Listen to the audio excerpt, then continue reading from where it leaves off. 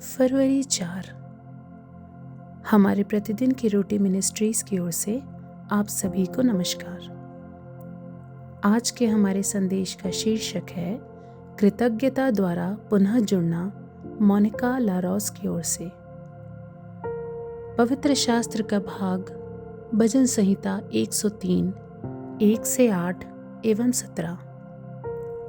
हे मेरे मन, यहोवा को धन्य कहे, और जो कुछ मुझ में है वो उसके पवित्र नाम को धन्य कहे।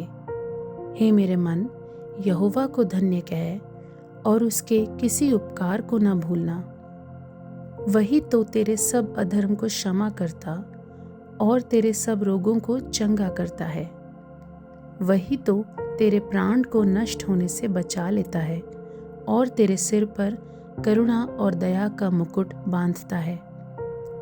वही तो तेरी लालसा को उत्तम पदार्थों से तृप्त करता है, जिससे तेरी जवानी उकाब के समान नई हो जाती है। यहोवा सब पिसे हुओं के लिए धर्म और न्याय के काम करता है। उसने मूसा को अपनी गति और इज़राइलियों पर अपने काम प्रकट किए। यहोवा दयालु और अनुग्रहकारी, विलंब से कोप करने वाला और अति करुणामय है।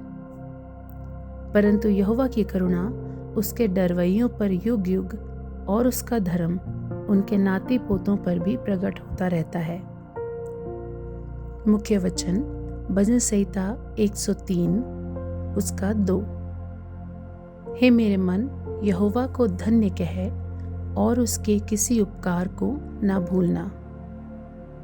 ब्रेन ट्यूमर होने के बाद क्रिस्टीना कोस्टा ने देखा कि कैंसर का सामना करने के बारे में अधिकतर चर्चाओं में लड़ने की भाषा हावी है।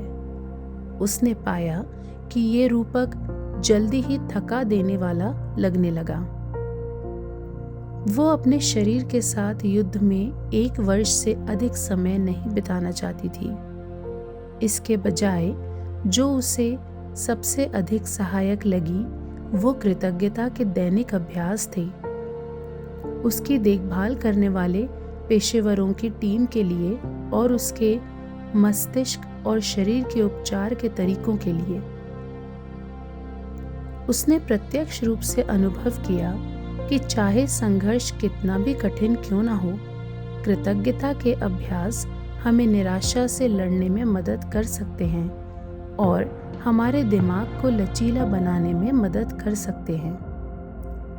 कोस्टा की सशक्त कहानी ने याद दिलाया कि कृतज्ञता का अभ्यास केवल कुछ ऐसा नहीं है जो विश्वासी कर्तव्य मानकर करते हैं। हालांकि ये सच है कि परमेश्वर हमारी कृतज्ञता का पात्र है। ये हमारे लिए बहुत अच्छा भी है।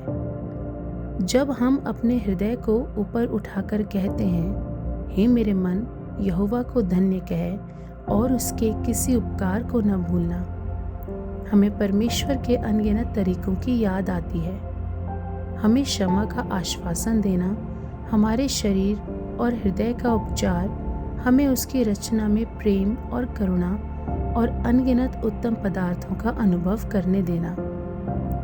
हालांकि सभी पीड़ाएं इस जीवन काल में पूरी तरह से ठीक नहीं होंगी, हमारे हृदय हमेशा कृतज्ञता से तरोताज़ा हो सकते हैं, क्योंकि परमेश्वर का प्रेम युग युग तक है।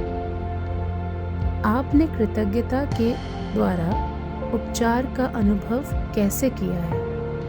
आज आप किसके लिए आभारी हैं? प्रिय परमेश्वर, मुझे हमेशा कृतज्ञता और आशा का कारण देने के लिए धन्यवाद। आमीन।